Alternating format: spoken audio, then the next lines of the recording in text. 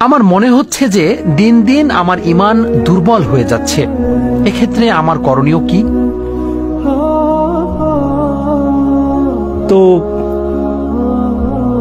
আমরা সোশ্যাল মিডিয়ার যুগে বসবাস করছি, আর সোশ্যাল মিডিয়া যা করছে এর মাধ্যমে আপনি এমন সব মানুষকে দেখতে পান যারা আপনার চেয়ে বেশি বুদ্ধিমান, যারা আপনার চেয়ে বেশি সুদর্শন, যারা আপনার চেয়ে বেশি অর্থশালী, যারা আপনার চেয়ে ভালো বাড়ির অধিকারী, তাদের কণ্ঠস্বর আপনার চেয়ে বেশি মাধুর্যপূর্ণ, তারা আপনার চেয়ে বেশি মেধাবী, তারা আপনার চেয়ে বেশি জনপ্রিয়, তারা আপনার চেয়ে বেশি সুখী, তারা আপনার চেয়ে ভালো খাবার খায়, তাদের যা কিছু আছে তা সবই ভালো, যার কারণে আপনার মনে হয় যে আপনার যা কিছু আছে তা সবই খারাপ।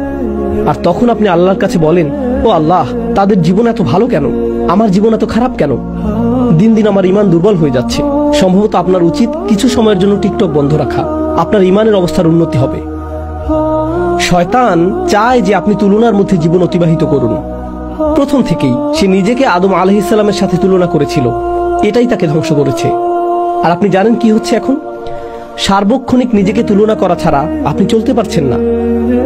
মেয়েরা নিজেকে অন্য মেয়ের সাথে তুলনা করছে এবং বলছে, অমুক আমার চেয়ে লম্বা, অমুক আমার চেয়ে চিকন, অমুকের ত্বক আমার চেয়ে ভালো, অমুককে মানুষ বেশি পছন্দ করে, অমুকের দাঁত বেশি সুন্দর, অমুকের জামা কাপড় বেশি সুন্দর, অমুকের বিয়ে হয়ে গেছে, ও মাই গড, অমুকের বাচ্চা হয়ে গেছে, আমার এখনো বিয়েই হয়নি, অমুক পড়ালেখা শেষ করে ফেলেছে, আমি এখনো ফার্স্ট ইয়ারই শুরু করিনি। সার্বক্ষণিক তুলনা আপনাকে ধ্বংস করে ফেলেছে এবং আপনার ঈমান ধ্বংস করে ফেলেছে। এই কারণে আপনি লক্ষ্য করছেন না যে আপনার কি আছে, আপনি সব সময় লক্ষ্য করছেন অন্য মানুষের কি আছে, আর তখন আপনার যা আছে তা আপনার কাছে নগণ্য মনে হয়।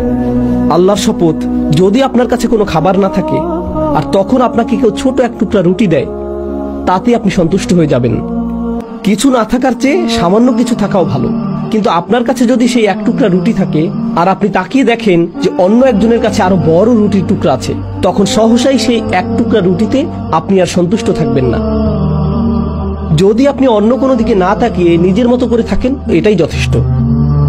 আল্লাহ বলেছেন, লা তাতামান্নাউ মা ফাদ্দালাল্লাহু বিহি বা'দাকুম আলা বা'দ। তোমরা আকাঙ্ক্ষা করো না সেই সবের যার মাধ্যমে আল্লাহ তোমাদের একের উপর অপরকে শ্রেষ্ঠত্ব দান করেছেন। অন্য সেই সকল জিনিসের প্রতি আকাঙ্ক্ষা করতে থাকবে না। লিররিজালি নাসিবুম মিম্মা ইকতাসাবু ওয়া লিন-নিসাই নাসিবুম মিম্মা ইকতাসাবনা। পুরুষরা যা উপার্জন করেছে তাতে তাদের একটি অংশ রয়েছে এবং নারীরা যা উপার্জন করেছে তাতে তাদের একটি অংশ রয়েছে। ওয়াসআলুল্লাহা মিন ফাদলিহি, অর্থাৎ যদি তোমরা উত্তম কিছু আশা করো, আল্লাহর নিকট যা আছে সেই অনুগ্রহের জন্য প্রার্থনা করো। আল্লাহর কাছে এই প্রার্থনা করবে না যে ও আল্লাহ, তার কাছ থেকে এটা কেড়ে নিয়ে আমাকে দিন। না না না না না, আল্লাহর নিকট যা আছে তা থেকে চান। তো আপনাদের হতাশা এবং ঈমানের দুর্বলতার বেশ বড় একটা অংশ আসছে অন্য মানুষের প্রতি এবং তারা কি করছে তার প্রতি আপনার মন সবসময় আচ্ছন্ন থাকার কারণে। তো আপনাদের হতাশা এবং ঈমানের দুর্বলতার বেশ বড় একটা অংশ তৈরির কারণ হলো আপনার মন সবসময় আচ্ছন্ন থাকে অন্য মানুষকে নিয়ে। তারা কি করছে, তারা কোথায় বসবাস করছে, তারা কেমন আছে, তাদের জীবনে কি ঘটে যাচ্ছে। আপনার নিজের জীবন যাপন করুন। সোশ্যাল মিডিয়া ব্যবহার করে আপনি অন্যের জীবন যাপন করা থেকে বিরত থাকুন। তারা কৃত্রিম। সোশ্যাল মিডিয়ায় সবচেয়ে সুখী দম্পতি, তাদের দাম্পত্য সম্পর্ক শোচনীয় অবস্থায় আছে, কিন্তু তাদেরকে এটা প্রদর্শন করতে হবে যে তাদের দাম্পত্য জীবন কতই না সুন্দর, কারণ এর ফলে তাদের সোশ্যাল মিডিয়াতে নেতিবাচক প্রভাব পড়বে।